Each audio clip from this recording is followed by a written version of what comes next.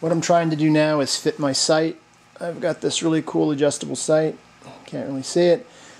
On my gunsmith video, it suggested using sandpaper like this on a flat surface, which of course is going to take some off the bottom and then it's going to shrink in the sides. But I've got so much on this thing, it's just way off.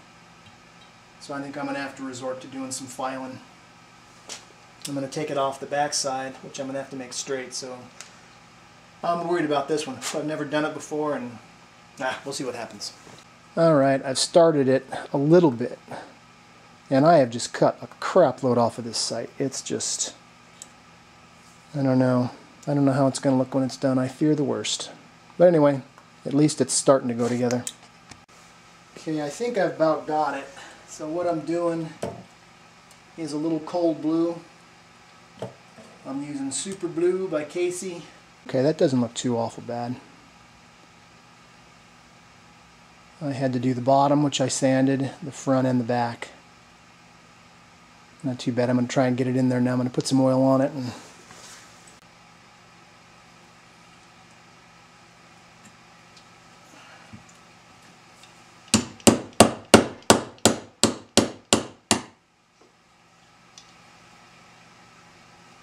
using a nylon punch. Okay, it's going in.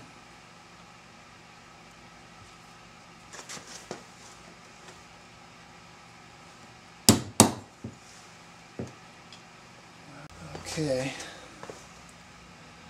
get it in the frame there. And there it is. It's fully adjustable sight. It's got some lock screws underneath there, underneath here, that I'm going to try and tighten up. There it is in close-up. With all the trouble I had, it turned out better than I had thought.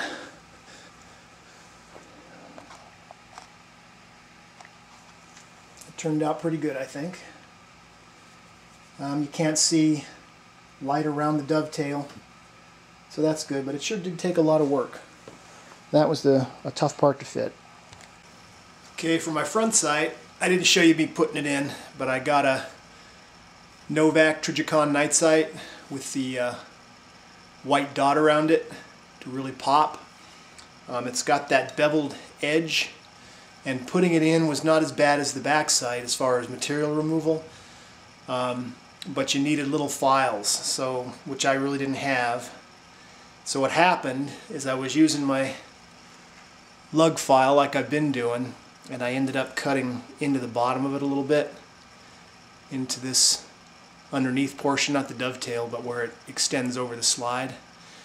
And I had to straighten that out, so that was not optimal.